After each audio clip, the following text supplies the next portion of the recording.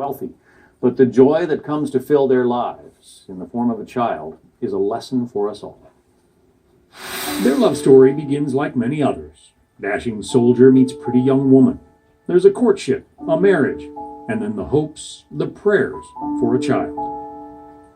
So you two wanted children. Yes. And you tried for 16 years. And eventually decided to adopt? We had discussed it before, but I don't think we ever fully gave up of having a baby of our own. We did get pregnant once and unfortunately miscarried at 18 weeks. You decided to adopt. We knew someone who got pregnant. She became pregnant and she decided not to keep that child. Right. And you said what? We'll take it. So she was only 11 weeks pregnant. So it was amazing. I got to go through the whole pregnancy with her. I took her to every doctor's appointment. I saw every sonogram. It was an amazing experience. They named their little boy Robert Jr., brought him home, and continued the adoption paperwork. We were happy. But the blue-eyed love bundle, nicknamed Bubby, displayed some unnerving signs.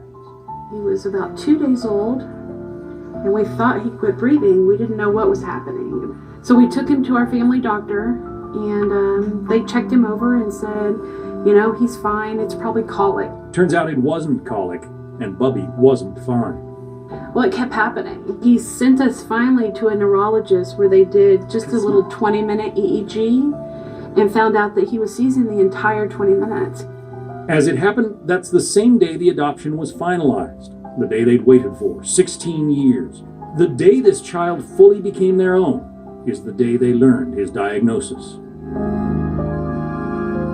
He has intractable epilepsy, which basically means uncontrolled.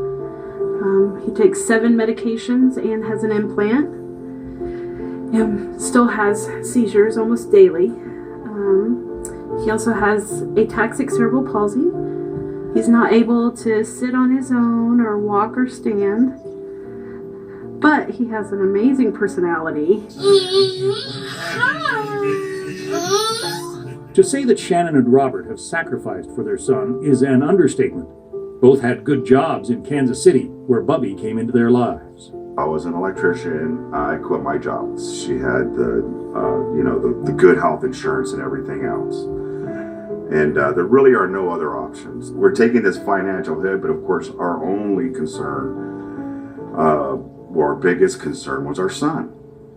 And the epilepsies just started getting worse and worse and worse. The seizures just, they were just so bad. 25, 30 seizures a day. Shannon and Robert sleep in shifts, so one parent is always awake to monitor for signs of the dreaded seizures. What's that? So when he's sleeping, we attach it to his toe, and a very loud alarm will go off, essentially letting us know he's having a seizure. But it doesn't always work. No. Home is a tidy double wide on the outskirts of Houston, where Bubby, now 5, has his own room. After their move, Shannon found a job in the oil industry, and then oil prices cratered. After surviving many rounds of layoffs, it finally happened, and my entire department was let go. I'm the financial provider for my family, and now...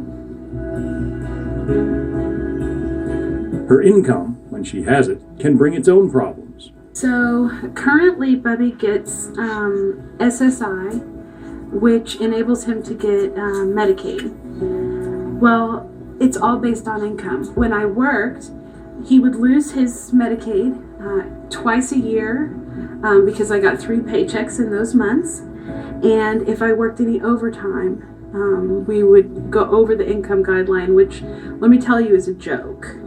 And he would lose. So he was penalized because you had a job. Yes. No matter what, we can't lose the Medicaid. No. Because it's what's keeping our son. I hate to say this, but it's keeping him alive. We've always been responsible, hardworking people, like a lot of Americans are.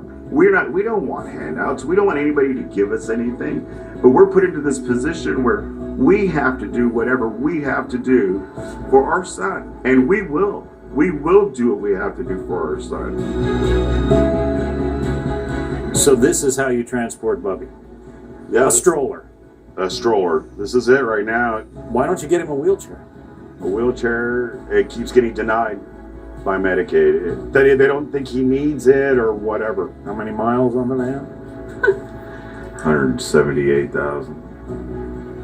The AC just went out. So Robert found the part used online and spent 2 days under the van watching YouTube videos. It works, sort of. We're half an hour from the hospital. We have to have a vehicle. Yeah, So have to. If he could speak to you, what do you think he'd say? Mac and cheese, please. I think food would be it. Very motivated by food. Everything is so basic. Basic, think 6-month-old.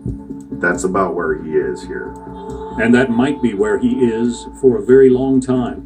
This boy they chose to complete their family doesn't speak or stand or even sit without help. You never know, dear, how much I love you. Yet Shannon and Robert are madly in love with their son and devote themselves to trying to meet his many needs. I'm sure there are people who watch this, though, and say, don't they feel cheated? They waited so long. They get this child. It's a blessing. It's a blessing from God. He's perfect. We have a good life. It's not all, doom and gloom. It's not like that at all. We just love him to death. He's our whole life. You don't feel sorry for us because he enjoys life his own way. So excited! Yay! We just love sharing in that.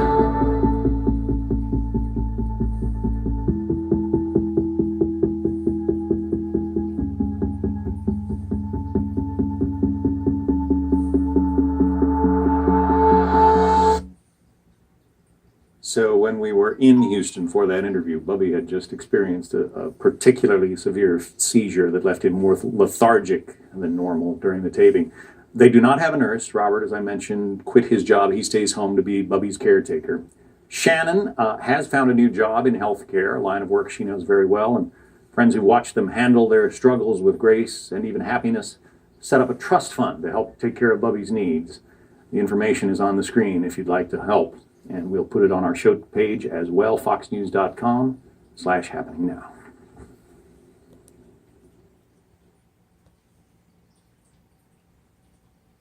Hurry in for